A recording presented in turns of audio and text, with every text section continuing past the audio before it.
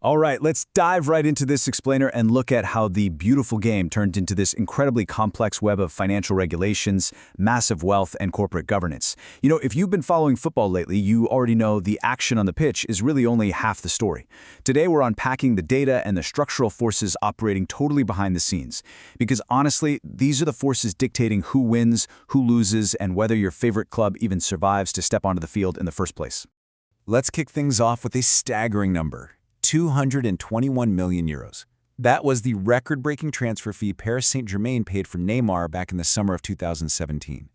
And what's truly wild about this number isn't just the sheer size of it, but how this single transaction completely shattered our understanding of football spending. It eclipsed all the previous records by miles. It was basically a giant neon sign signaling a new era, one where sovereign wealth and seemingly limitless capital just completely detached the sport from traditional financial reality. And then we have 115. That's the number of alleged financial rule breaches Manchester City is currently facing from the Premier League. According to the charges, which span all the way from 2009 to 2018, these involve allegations of doing things like disguising owner funding as sponsorship revenue and failing to fully cooperate with investigations. Now, City heavily disputes this. They say they have irrefutable evidence supporting their side. But still, this massive, unresolved legal cloud is just hanging right over the most successful English club of the modern era. So seeing those two massive numbers, we've kind of got to ask the critical question here.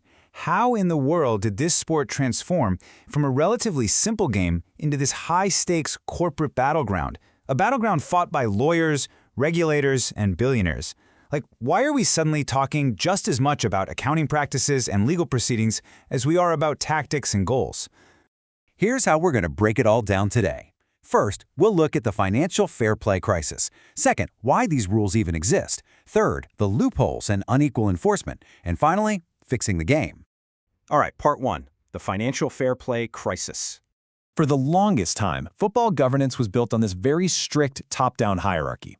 You've got FIFA sitting right at the global top, and that power flows down through continental confederations like UEFA, then down to the 211 national associations, the recognized leagues, and finally, right at the bottom, the individual football clubs. For decades, this was basically a self-regulating pyramid. But as you can probably guess, that self-regulation fell apart real quick once vast amounts of money entered the system. Because before modern regulations stepped in, clubs were taking just absolute insane financial gambles to win on the pitch. Back in the pre-FFP era, reports showed that many clubs were spending 70% and in some extreme cases over 120% of their total actual revenue strictly on player wages. I mean, you don't need an accounting degree to know that if you're spending more than you make just on salaries, you are speeding straight toward a cliff. And the reality is, between 2000 and 2015, there were roughly 40 formal insolvencies of professional clubs in England alone. That literally threatened the historic institutions that generations of fans rely on.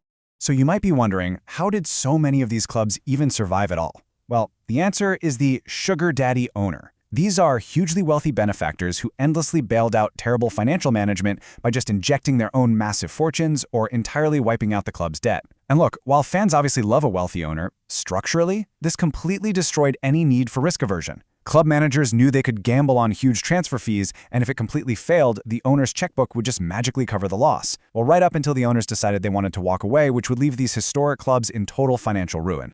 Which brings us to part two, why the rules exist. If we track the history of football governance, it's super clear that the system is highly reactive.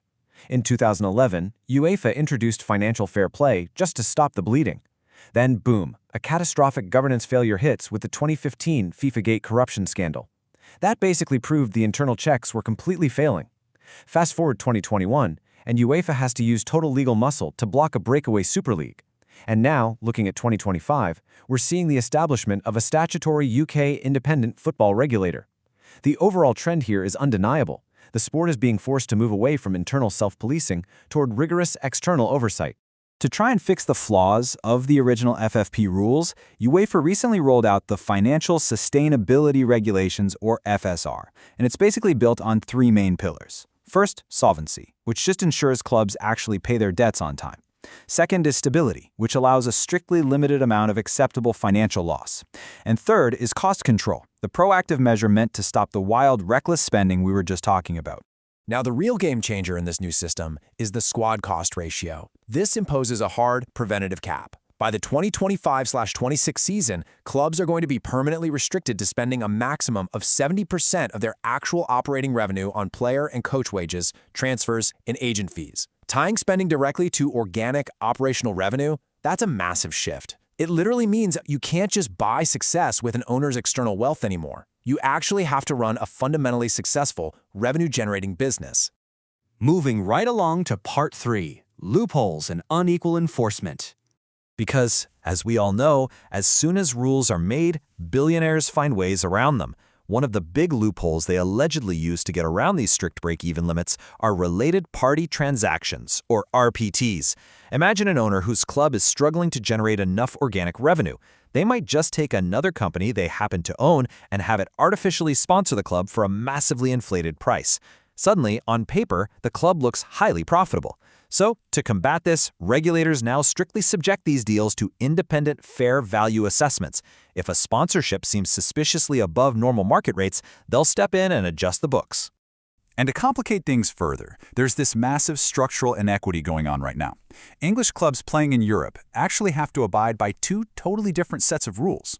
UEFA's new FSR strictly caps costs against your revenue, right? But the domestic Premier League relies on profitability and sustainability rules, PSR, which basically just allows clubs to lose up to £105 million over 3 years. This cumulative loss threshold gets heavily criticized because it clearly benefits the giant, high-revenue clubs who can easily absorb massive financial risks while completely punishing the smaller clubs who are just trying to climb the ladder. You really see the paralysis within this self-regulatory system when it comes to enforcement. Take 2024, for example. Everton exceeded that £105 million loss limit by going over to £124.5 million, and boom, they were hit almost instantly with a 10-point deduction. But then, in stark contrast, you look at Manchester City's 115 charges. Because of the sheer volume, the crazy legal complexity, and the depth of the dispute, that case is just bogged down in years of private deliberation with no immediate end in sight. For a lot of observers, this kind of disparity completely compromises the credibility of the entire system. Another massive headache regulators are actively battling is the rise of multi-club ownership. You have groups like City Football Group that control a dozen clubs across 5 continents. Sure, it's great for diversifying assets, but it creates huge governance risks. I mean, how do you regulate sporting integrity when 2 clubs with the exact same owner end up in the exact same European competition? UEFA now has to monitor not just direct financial control, but the much more subtle influence of shared global scouting networks, joint databases, and internal player pipelines that could totally distort competitive balance. Finally, Part 4, Fixing the Beautiful Game.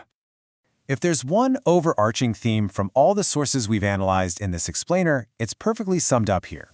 Internal, self-regulatory checks by football bodies have pretty much failed when they go up against sovereign wealth and high-stakes politics.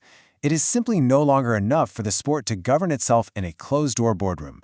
Forceful, mandatory, external intervention has really become the global consensus for saving the sport's competitive integrity.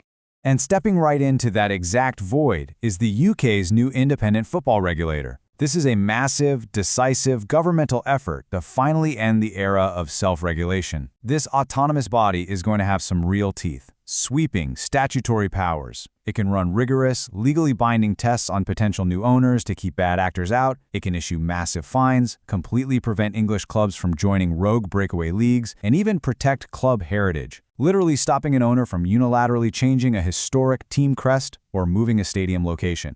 But we also see a fascinating clash when it comes to the power of the fans themselves. Over in the German Bundesliga, they use the famous 50+1 model. This ensures club members, the fans, maintain a structural majority voting interest. They can literally veto terrible financial decisions. Now compare that to the shadow boards currently popping up in English football. These are purely advisory bodies where executives consult the fans, but let's be real, the fans have zero actual voting power to stop a billionaire owner from leveraging their beloved club into massive debt. So, that leaves us with one final provocative question to wrap up this explainer. As governments and external regulators finally bring the hammer down with these strict squad cost ratios and independent oversight, will it actually restore fairness and financial sanity to the beautiful game? Or are we simply pushing the world's wealthiest owners to hire even better lawyers and find entirely new, untraceable loopholes? The boardroom battle is honestly just getting started, and the stakes have never been higher.